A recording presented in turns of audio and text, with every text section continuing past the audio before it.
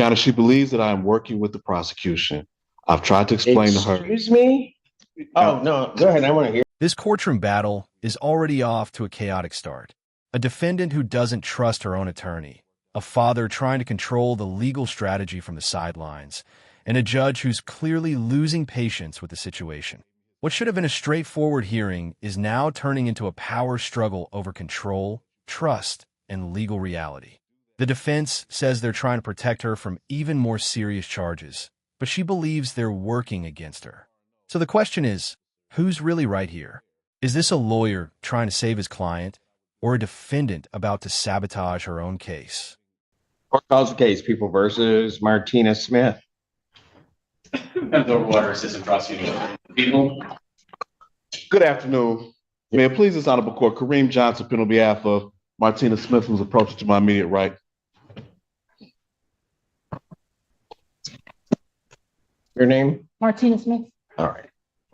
And what are we doing? Your Honor, the defense is requesting an adjournment in this matter. There's been a breakdown in the relationship between me and Ms. Smith. She is seeking to retain private counsel. Didn't she, other than the public defender, didn't she have an attorney before you? Or no? No. Okay. Maybe I'm thinking of a different case. All right. Ma'am, what seems to be the problem? I just don't feel comfortable. I don't know what that means. Well, Your Honor, she believes that I am working with the prosecution. I've tried to explain to her. Excuse me? Oh, no, go ahead. I want to hear this. I've explained to her that under Michigan's R&O statute, there are 7 different ways that you can obstruct an officer, including just talking back or ignoring the officer. Right away, we see a major red flag in any criminal case, a complete breakdown in trust between a defendant and her attorney. That's dangerous territory because criminal defense depends heavily on communication and cooperation. If a client believes their lawyer is working with the prosecution, even when that's not true, it can derail the entire defense strategy. And here's the bigger issue. This isn't her first attorney. When a defendant repeatedly claims their lawyers aren't acting in their best interest, courts often see that as a pattern, not a legitimate concern. Do you think she genuinely distrusts her lawyers? Or is she just refusing to accept legal advice she doesn't like? We've had an agreement for HIDA. I thought we had that agreement worked out. She had me speak to an individual who I believe was her father, who indicated that he was a paralegal, and gave me his MDOC number and instructed me to actually hold the exam and let you bind it over. I refused to do that because I believe the prosecution would be seeking to add an additional at least 4 counts of R&O for the other officers that were there.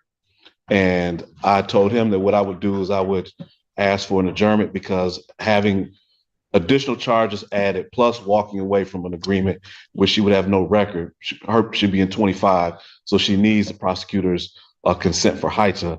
I felt it was best for her to just get somebody that they feel more comfortable. Well, okay, so first of all, you never said nothing about the I've known Mr. charges. Johnson a while. And what? You never said anything about adding charges on her or nothing at all. That's not true. See, here's what I didn't. I'm a bit concerned about, because now you're going to try to overtalk me. Go ahead. I'll wait. You done? Are you done?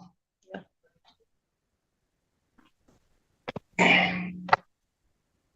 So first of all, I think,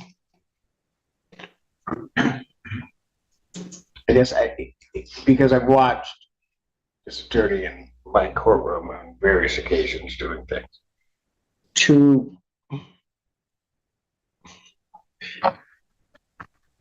And I don't know how he stands there and not take offense when you're saying he's working with the prosecution and forsaking his client. Because this man would never do that. Ever.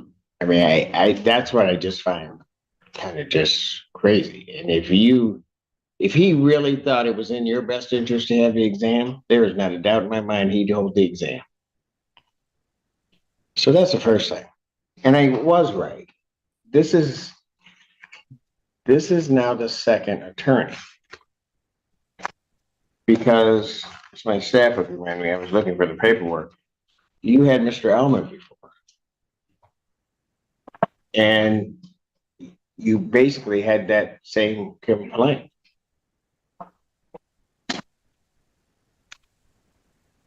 You don't get to continue to choose attorneys.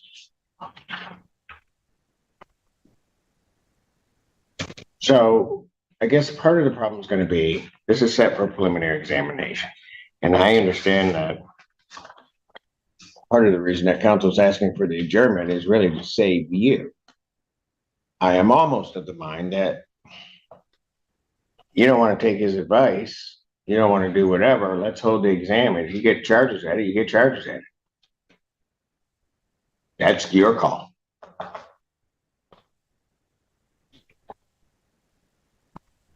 But I'm not removing him from the case. So now what do you want to do? Because we're not going to play this game. Ma'am. Your Honor, may I? Yes, sir. Because of the conversation that I've had with her father, I'd humbly ask the court, if the court's not going to remove me, to just grant a brief adjournment. I've never asked this court to remove me from a case ever. I know.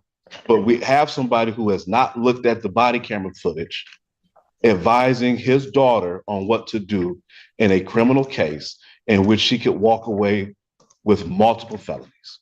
This is where the legal reality becomes crystal clear. The attorney is explaining that there was an agreement on the table that could have allowed her to walk away without a criminal record.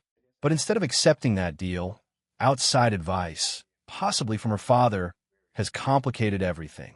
And the lawyer is warning that if they proceed the wrong way, the prosecution could add multiple felony charges. That's a massive risk.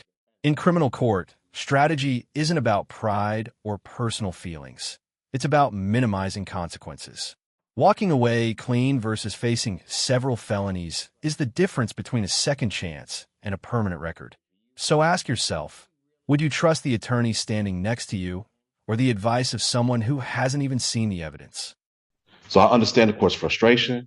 I understand the court wants to move in the docket, but this is not her request. I am asking for, at the very least, an adjournment in this matter. So ultimately, she can have counsel that they feel confident in and make a decision that is not going to negatively affect her.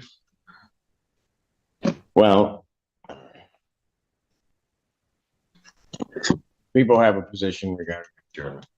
We certainly no position regarding her counsel. People do not object to an adjournment, Your Honor. People release the witnesses because we were under the impression that an agreement had been reached, and then that fell apart. So people certainly could get the officers back if the court orders to do that, but under the circumstances, we would not object to an adjournment.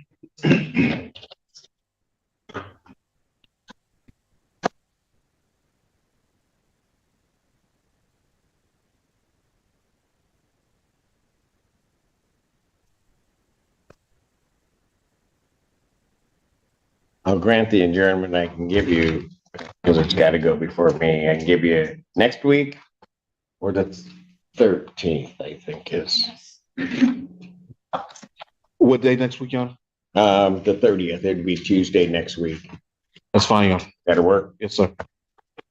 Preliminary examination in this matter will be adjourned December 30th, 2026. 9 a.m. That's at 12 noon. That's before me. Yes, sir, Your Honor. Ma'am, I'm just going to give you a fair warning, and I mean it. I'm not playing this game with you and the attorneys. Either you're going to listen to them or you're going to have an exam, and then the chips are going to fall where they may. If there are other charges and other things added, that's just going to be too bad for you. But if you think that man sitting next to you isn't trying to save you and put you in the best possible position, well, that's your fault. Because apparently with your law degree, And whoever else with their law degree knows more than he does. Bond will continue. Thank you, Your Honor. The judge is now pointing out something extremely important. This isn't the first time the defendant has had issues with her attorney.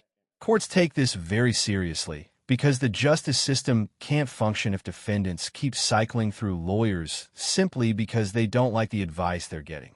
Judges are trained to recognize patterns, and what we're seeing here is a pattern of distrust.